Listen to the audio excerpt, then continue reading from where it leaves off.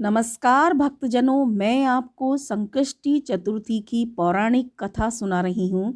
एक समय की बात है कि विष्णु भगवान का विवाह लक्ष्मी जी के साथ निश्चित हो गया। विवाह की तैयारी होने लगी। सभी देवताओं को निमंत्रण भेजे गए, परंतु गणेश जी को निमंत्रण नहीं दिया। कारण जो भी रहा, अब भगवान विष्णु की बारात जाने का समय आ गया। सभी देवता अपनी पत्नियों के साथ विवाह समारोह में आए।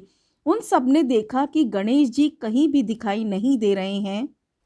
तब वे आपस में चर्चा करने लगे कि क्या गणेश जी को न्योता नहीं भेजा या स्वयं गणेश जी ही नहीं आए।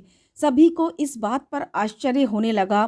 तभी सबने विचार किया कि विष्णु भगवान से ही इसका कारण पूछा जाए। विष्णु भगवान से पूछने पर उन्होंने कहा कि हमने गणेश जी के पिता भोलेनाथ महादेव जी को न्योता भेजा है। यदि गणेश जी अपने पिता के साथ आना चाहते हैं तो आ जाते। अलग से न्योता देने की कोई भी आवश्यकता नहीं थी।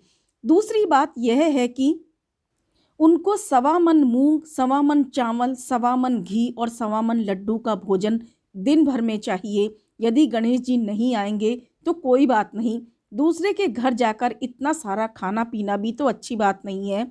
इतनी वार्ता कर ही रहे थे, किसी एक ने सुझाया, यदि गणेश जी आ भी जाएं तो उनको द्वारपाल बनाकर बैठा देंगे कि आप घर की ध्यान रखना। आप तो चूहे पर बैठकर धीरे धीरे चलोगे तो बारात से बहुत पीछे रह जाओगे। यह सुझाव सभी को पसंद आया तो विष्णु भगवान ने भी अपनी सहमति दे दी।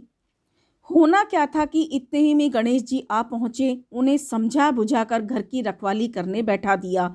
बारात चल दी। तब नारद जी ने देखा कि गणेश जी तो दरवाजे पर ही बैठे हुए हैं, तो वे गणेश जी के पास गए और रुकने का कारण पूछा। गणेश जी कहने लगे, विष्णु भगवान ने मेरा बहुत अपमान किया है। नारद जी ने कहा, आप अपनी मूषक सेना को आगे भेज दें तो वह रास्ता खोद देगी, जिससे उनके वाहन धरती में धंस जाएंगे।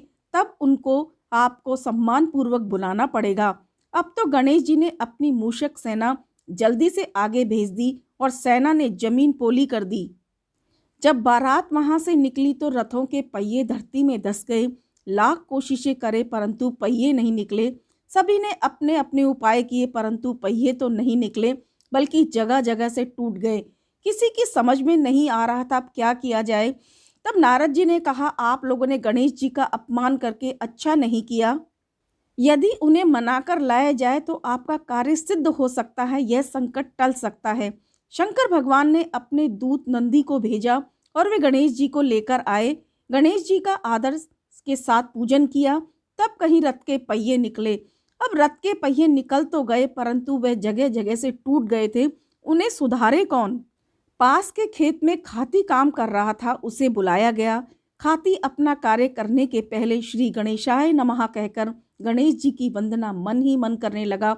देखते ही देखते खाती ने सभी पहियों को ठीक कर दिया। तब खाती कहने लगा कि हे देवताओं, आपने सर्वप्रथम श्री गणेश जी को नहीं मनाया होगा और न ही उनका पूजन किया, इसलिए आपके साथ यह संकट आया। हम तो मूर्ख और अज्ञानी हैं, फिर भी पहले गणेश जी को पूजते हैं, उनका ध्यान करते हैं। आप तो देवता गण हैं, फिर भी आप गणेश जी का भोजन कैसे भूल गए। अब आप तो लोग भगवान श्री गणेश जी की जयकार बोलकर जाएं तो आपके सब काम बन जाएंगे और कोई संकट भी नहीं आएगा। ऐसा कहते हुए बारात वहां से चल दी और विष्णु भगवान का लक्ष्मी जी के साथ विवाह संपन्न करा के सभी सकुशल लौट आए। हे गणेश जी महाराज, आपने विष्णु को जैसे कारज करियो ऐसा कारज सबको सिद्ध कर दिए। बोलो गणेश जी भगवान की जय।